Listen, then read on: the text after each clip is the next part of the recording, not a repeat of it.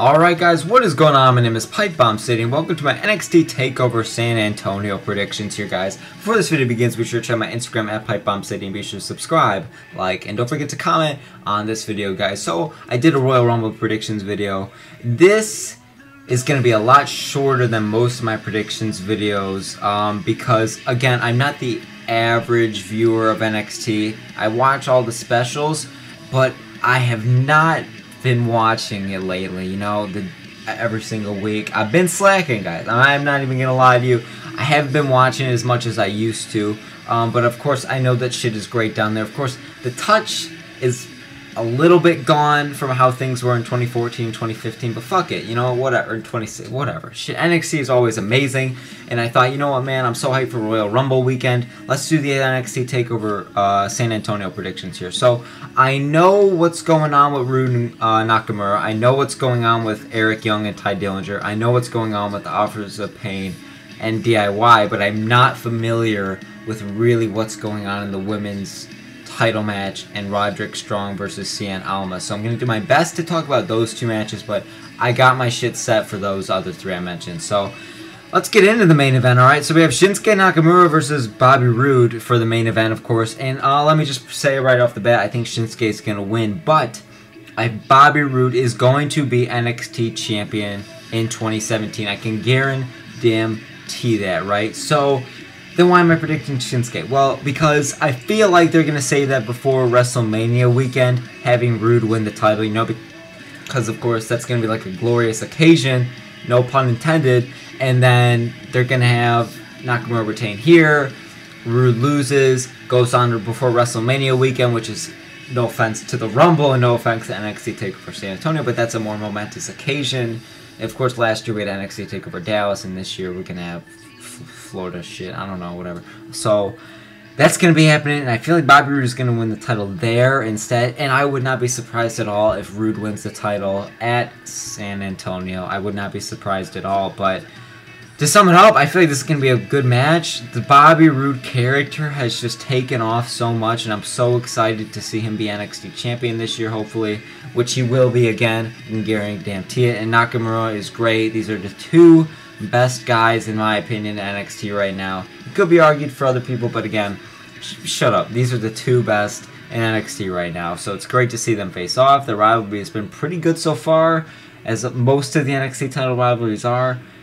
And I just can't wait for it, man. So again, my prediction is going to be Nakamura, but Bobby Roode is going to win the NXT Championship in the near future. Moving on to the women's title match, let's just talk about that. I am not familiar with Nikki Cross. I'm not familiar with Peyton Royce, but I do know my shit with Billie Kay and Asuka, right? So, okay, call me the not real wrestling fan because I don't know everything about this rivalry, and I don't know who Nikki Cross is. I've heard actually a lot of shit about her, and I heard she's pretty good, but and I've heard about Peyton Royce, and I've seen a few of her matches, but it was alright. I mean, they were short matches. I didn't really get to see that much of her. So I'm familiar with Billie Kay, and I'm familiar with Asuka, but I'm going to do my best to predict this. I'm going to say Asuka. I see what they're doing this Fatal 4-Way match for. Of course, you have Asuka, who's kicked every woman's ass pretty much so far, as long as she's been... just ever since she came into NXT, right?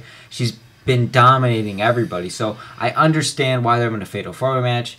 Is she going to walk out as champion against, other than Ember Moon, NXT's 4 best women, or three other best women? So I'm going to go with Asuka here, but I feel like she's going to face Ember Moon for the title again at WrestleMania weekend at the NXT TakeOver down there. And then they'll have Moon versus Asuka, and maybe Ember Moon is going to be the one who defeats Asuka, right? Because they've had similar debuts, right? They've had Ember Moon come in, and she's like this dark horse, kind of darker person. She kicks ass. That's kind of like how Asuka came in, alright? So I see what they're building up there. And again, I'm saying this for a lot of these matches, pretty much, even though there's only 5.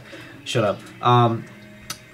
I'm talking about like, oh, they're going to save it for WrestleMania weekend. Whatever, man. The main roster does a shit ton of this stuff too, you know, so whatever. The Royal Rumble, again, is pretty much just a setup for the matches that are about to take place at WrestleMania, right? You see my logic here, so NXT is not much different than that. So again, my prediction is going to be Asuka. Going to be a kick-ass match, I think. So, moving on to this now, let's talk about the NXT Tag Team titles. We have hashtag DIY versus the Authors of Pain. So the Authors of Pain won the Dusty Rhodes Classic, and then you have DIY, who WWE who is not the biggest fan of tag team wrestling. Of course, Big Vinnie Mac is not the biggest fan of NXT, and here he is, and he ranks DIY versus The Revival in NXT TakeOver Toronto, the #1 best match of 2016. I saw it, fantastic. In my opinion, guys, it was not the best, and of course I made a video saying my top 10 matches of 2016. That match was not featured on there because I didn't see it until after I made that video, so whatever, I'm a dirty mark, my bad. So this match, though, it's going to be an interesting style. The Authors of Pain are two really big guys, and usually when you look at that, especially in like tag teams, you're saying, oh, they're going to be these slow. They're not. They have a very unique, yet that big guy style to them. So I like that, and of course DIY is fantastic in the ring. And this is a very interesting thing, again, with Paul Ellering and stuff, so whatever, man. The Authors of Pain are on a roll right now after beating TM61 and just being these dominant forces, and DIY are on a roll right now. And pretty much when you have two guys, or two teams in this case, that are on a roll, eventually they're going to collide, and that's what's happening here, and it's for the tag team titles. It's going to be a great match. I'm going to go with the Authors of Pain on this one. I know DIY just won the titles, and I love them, but I just gotta go with the Authors of Pain. I feel like they're building up to that, so that's just my opinion there, guys. Moving on to Ty Dillinger versus Eric Young. Let's talk about this.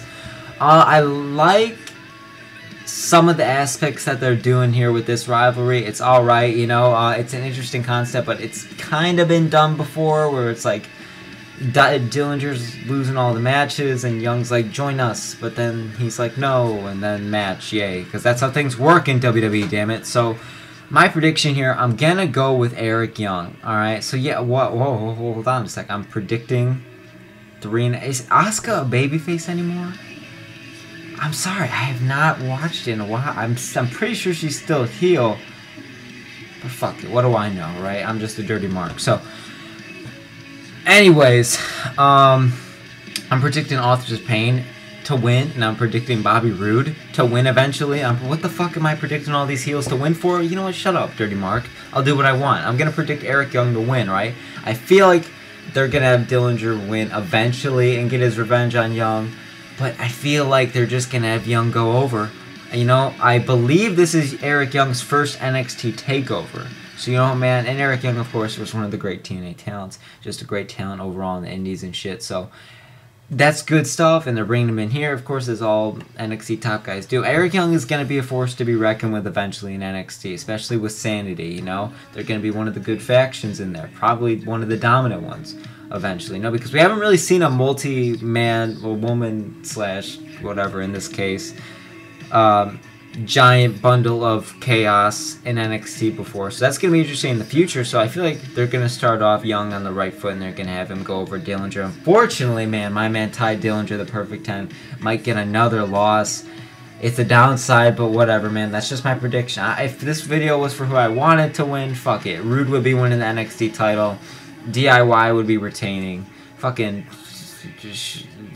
Ty Dillinger, I couldn't even say his name because he's so fantastic, because that's how names work.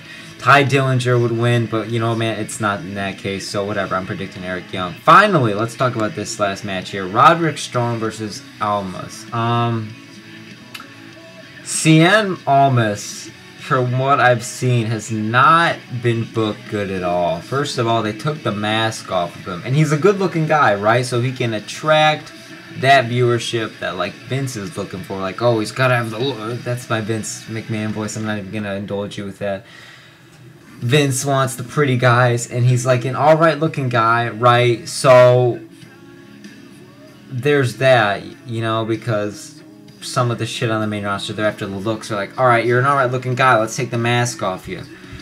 So they do that, which just kind of takes away some of that lucha style, man, and it's just kind of disrespectful in a way, but I think he was fine with it, so he takes it off, and he's just not been booked that well. When I was watching NXT regularly, he was not being booked well, and I've been slacking, as I said, and he's here against Roderick Strong now. I don't know who this is. I straight up, I'm not gonna lie to you guys, I have no idea who this is, so I'm just gonna sum it up, and I'm gonna predict Almas to win. I don't even know who's the face or heel in this match.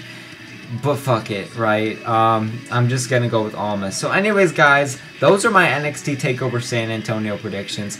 Kind of a mess, but again, whatever, man. I'm not that familiar with some of these matches, but I did my best, guys. I'm so excited for Royal Rumble weekend. I hope you guys are too. I will be doing a live review, watch along of the Royal Rumble, so be sure to check that out this weekend, guys. I am so freaking hyped. Very excited. Hopefully you guys enjoy NXT TakeOver San Antonio. I was about to say San Antonio. Hopefully you guys enjoy NXT TakeOver San Antonio, and hopefully you guys enjoy the Royal Rumble this weekend. Anyways, guys, this has been Pipe Bomb City. Be sure to check my Instagram at Pipe Bomb City. Be sure to subscribe, like, and comment on this video. Hopefully you guys enjoyed this background song if you could hear it. Did you know that this fucking special has 4 theme songs? And I know that takeovers usually have a lot of theme songs, but this one has 4, and I'm like, shit.